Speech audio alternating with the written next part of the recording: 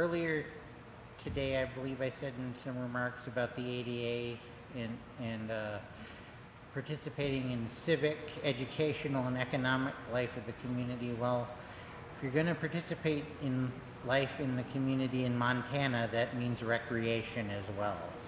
And there's no better organization for adaptive recreation, certainly in this part of Montana, than Eagle Mount. And so I am pleased and privileged to introduce the Executive Director of Eagle Mount, Lynn Mullowney-Cabrera. Thank you.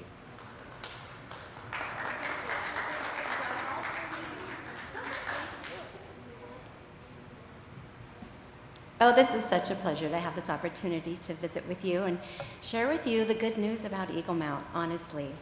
In 1988, Eagle Mount here in Billings was established as a nonprofit with the mission of serving individuals with disabilities, making it possible for them to know life enhancement through adaptive recreation.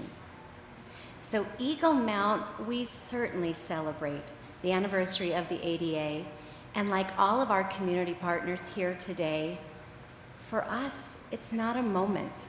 It's not a once-a-year nod. It's a year-round mission to provide those life-enhancing experiences. And we couldn't, frankly, do it without community partners like LIFTT and so many others here today. So let me tell you a little bit about the programs that Eagle Mount provides. It's year-round recreational opportunities. As you said, Jed, we live here in Montana, and so being out and about is a huge part of what makes life so enriching. So for Eagle Mount, it looks like cycling, climbing, social nights, skiing, cross-country, snowshoeing, snowboarding, golf, on and on. But what it really is the opportunity for children as young as 3, for seniors as old as 94, which seems like an oddly specific number, and it is. We make it possible for them to know the beauty of belonging.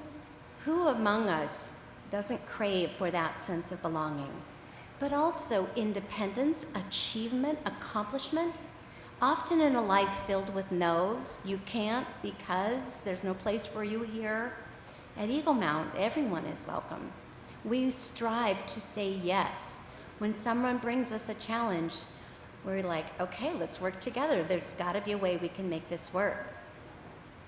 So for Eagle Mount, we say that we're here to serve individuals for a reason, a season, and a lifetime. Those we serve for a reason, individuals just like Andrew, the individual we just met. He wants to get back skiing. Where better? He doesn't need us for all of the social engagement, although he'll get that. It's a bonus of everything that we do.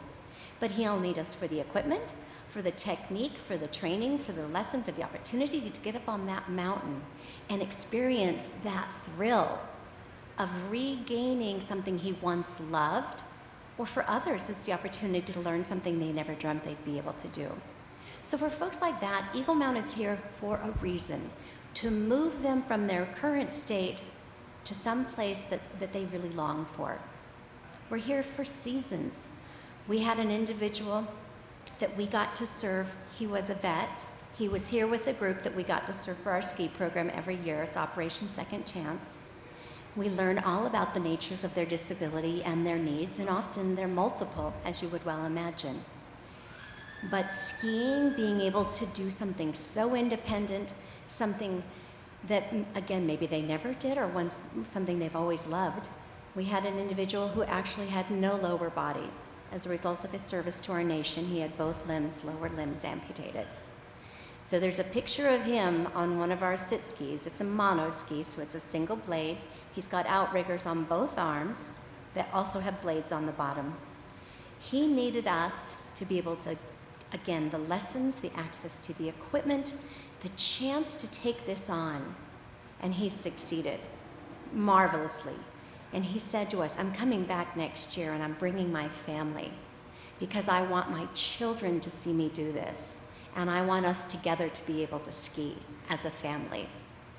He needed us for an adaptive cycling piece of equipment. So he too, even though he had no use of his lower body, with an adaptive cycle, a hand crank, he was able to realize again the experience of cycling.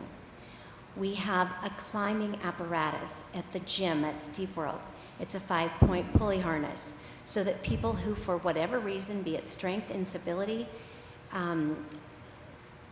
paralysis, they're able in this 5-point really safe harness to experience the thrill of climbing, to be right there in the gym with everyone else, not left out, not on the sidelines, not at home, out, having this opportunity that is so rich.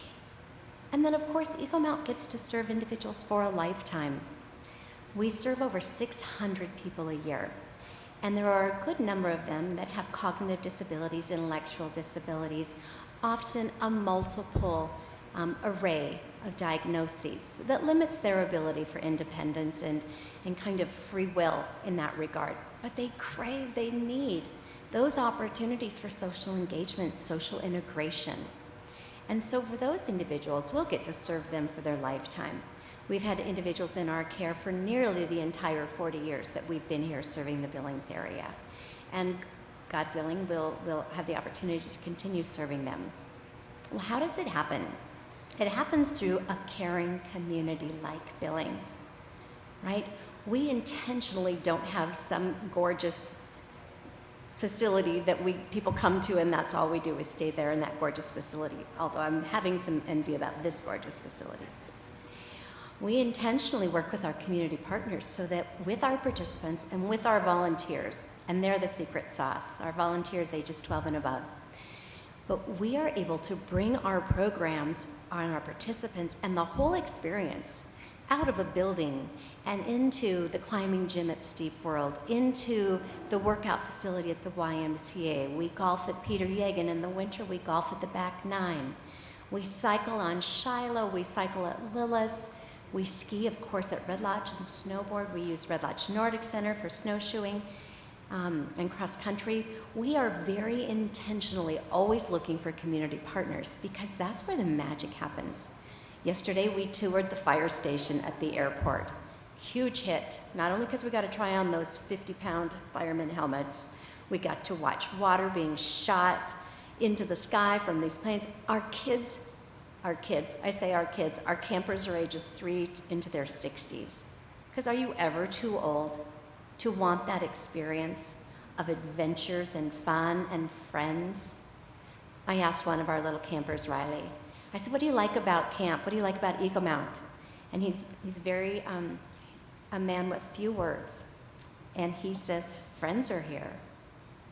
I said, Riley, you just summed it all up. And I think that is Eagle Mount. Friends are here.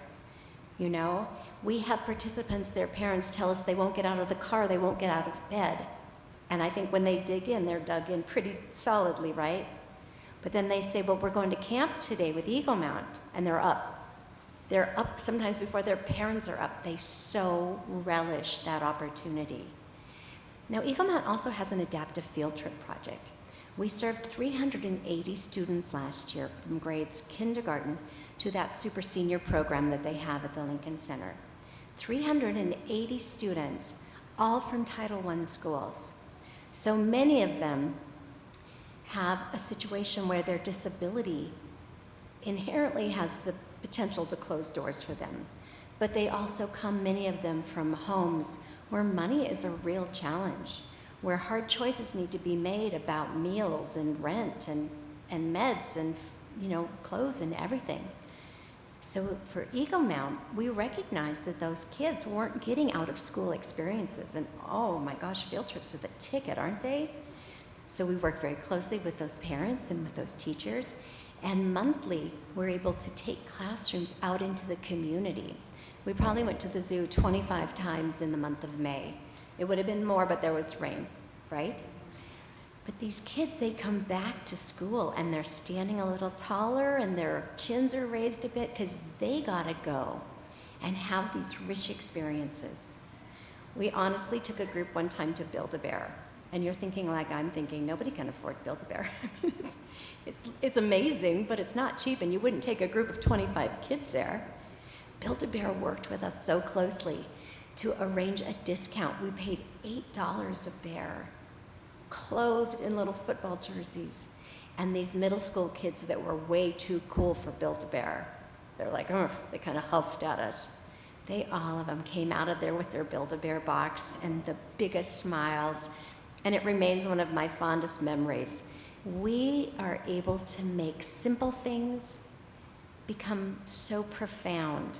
And again, it's our community that supports us. It's the families who choose to leave their children in our care. And I guess this was kind of news to me recently. We had a panel of parents talk, and one after the other, they said, my child has never been anywhere but with my parents or with Eagle Mount, which means these parents aren't getting respite, right? But when they're with us, they can trust that their child, no matter how old their child is, that their most precious possession is going to be not only well cared for, that safety is paramount in everything that we do, but they're going to be surrounded with friends and exposed to new experiences, new opportunities, and they're going to experience that in ways that are successful. So the parents might be sitting in the car reading a book. One of the moms said, I went right across the street to the coffee shop and waited because I was sure you were going to call me an hour into the day and tell me that she was ready to come home. No, Ruthie spent the whole day with us. Finally, at 3 o'clock, it was time to go home, and Ruthie was ready to come back again the next day. We had a little guy who joined us last year for summer camp. He was 9 years old.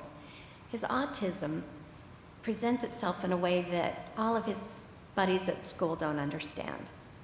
So the world doesn't always respond to him in the most kindest and welcoming of ways. He came out of his first day at camp, and his mom said, she sent me a text a half an hour later, and she said, he just finished 3rd grade. He has said more about his day at Eagle Mount than he said of all of his schooling to date. He couldn't stop talking about it. She sends me another text at 9:30 that night, and she said, finally he stopped talking about it, and only because he just went to bed, right? So he's back with us at summer camp this year.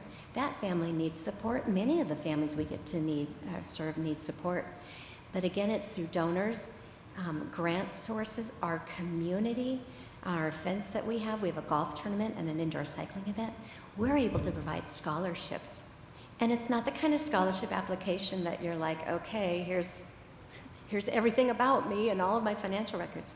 If a family expresses the need, we take them at their word, because we know it can be hard to ask for help, and we do not want finances to be one more barrier between a person who can benefit from our services and things so simple, again, but so profound as cycling, climbing, social nights. We went to Jersey Mike's. We try to do community-facing things and create success in those community-facing things. So we went to Jersey Mike's one night, and we expressed to the store manager, Octavio, we said, that's going to take a little bit because it's really important that we don't order for our folks. We help our folks decide what they want, but then they get to order for themselves.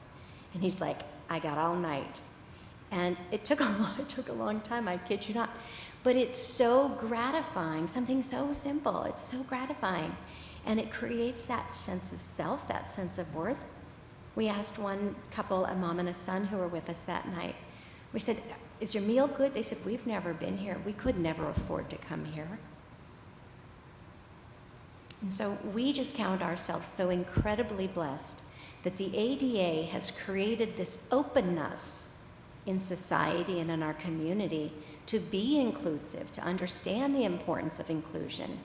And we're so grateful that 40 years ago, a group of volunteers in Billings, Montana said, we need to provide this here now.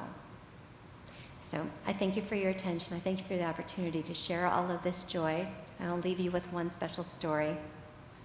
One of our campers last week, his mom came over to me, and she was like positively like teary-eyed. And she said, I went to pick him up today, and he said, I had a great day. And I went like you went. I went, that is so cool. We're so glad. We love having him at camp with us. She said, no, you don't understand. Because of his diagnosis, he is incapable of spontaneous speech. He only can say words that he's heard. But this was all him. Is that beautiful? And that we get to do that for over 600 people a year, every year. Isn't that beautiful? I know. Thank you. I love talking about this. So we do have a table out here. We did just open our fall programs. We also are very much open to visiting with groups who are like, I'm not really sure if my participant or my group of individuals would be really wanting to take part in it as a fall, like as a group program. But the 6 of us would be very interested. So we're looking at how do we do a better job of serving those that are homeschooled, right? We don't want them isolated. How do we do a better job of serving individuals like Andrew? He started a support group for amputees. I said, Andrew, we need to talk. He's like, we need to talk. We get to do that. We get to do that, and this community makes that possible, and I thank you.